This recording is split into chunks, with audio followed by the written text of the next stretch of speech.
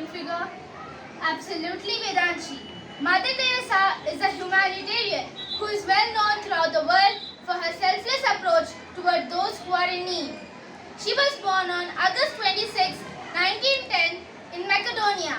She became a nun at the age of 18 and moved to India.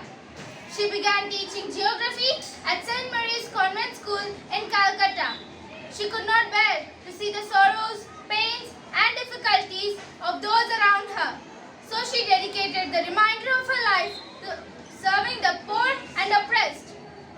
In Calcutta, she founded the Missionaries of Charity and Nirmal Hriday, a shelter for the poor.